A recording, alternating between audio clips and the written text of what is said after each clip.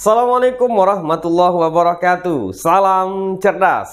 Selamat datang di channel Salam Cerdas, channel edukasi dan juga motivasi. Dan channel ini adalah satu-satunya channel yang konsisten dalam membantu mahasiswa Indonesia menyelesaikan tugas akhirnya atau berbicara mengenai dunia perkuliahan. Dan dalam video ini saya akan membahas mengenai kesimpulan. Saya akan membantu mahasiswa Indonesia yang kesulitan dalam menguraikan atau menuliskan atau menetapkan apa kesimpulan dalam tugas akhirnya. Dan video ini berdasarkan pertanyaan daripada sahabat Anda. Pak, saya mau tanya tentang kesimpulan. Itu apakah boleh kesimpulan jawaban dari rumusan masalah? Jawabannya boleh. Ya, dan sangat boleh. Kalau pertanyaannya boleh, kita jawab juga dengan boleh. Nah, sebelum saya memberikan ulasan lebih lanjut mengenai membuat kesimpulan ini, ya, saya melihat masih banyak lagi mahasiswa yang keliru dalam menetapkan kesimpulan dalam tugas akhirnya. Yang namanya kesimpulan atau simpulan itu adalah mempertegas daripada hasil tulisan kita, hasil daripada penelitian kita, bukan mau menguraikan satu permasalahan lagi. Nah, jadi intinya di dalam simpulan itu, di dalam kesimpulan itu tidak perlu banyak narasi.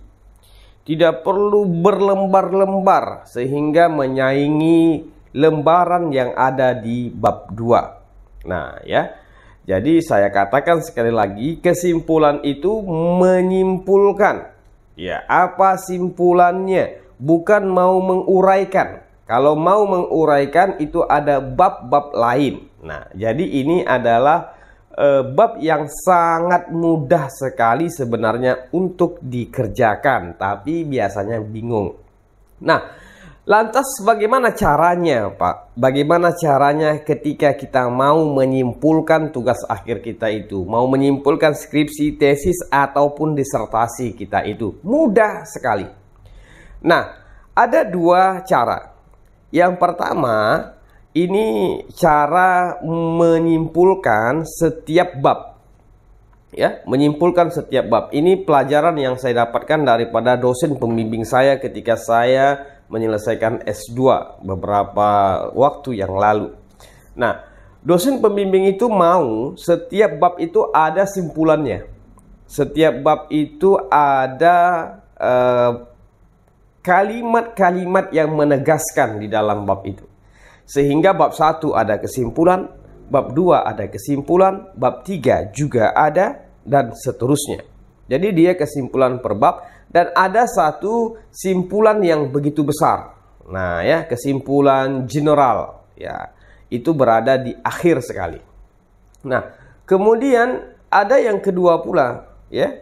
Ada yang kedua, dosen pembimbing dan selalu diterapkan mahasiswa itu mengambil kesimpulannya langsung daripada jawaban rumusan masalah.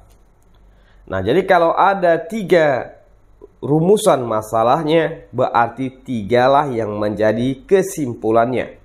Ya, 3 yang menjadi simpulannya. Kalau ada 2 rumusan masalah, 2 inilah yang menjadi simpulannya. Nah, sebenarnya yang banyak yang terjadi di Indonesia, banyak yang cara yang saya lihat di tugas akhir mahasiswa adalah cara yang kedua, yaitu langsung tepat kepada sasaran, yaitu memberikan kesimpulan, menuliskan kesimpulan yang diambil daripada rumusan masalah. Ketika Bapak membimbing mahasiswa Bapak, gimana Bapak melakukan itu, Pak? Bagaimana Bapak menyarankan itu? Saya menyarankan cara yang kedua ini.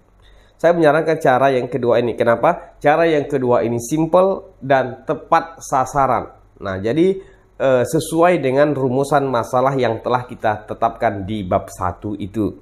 Nah, jadi kedua cara inilah, kembali saya ulang, kedua cara inilah yang biasanya disarankan oleh dosen pembimbing kepada Anda.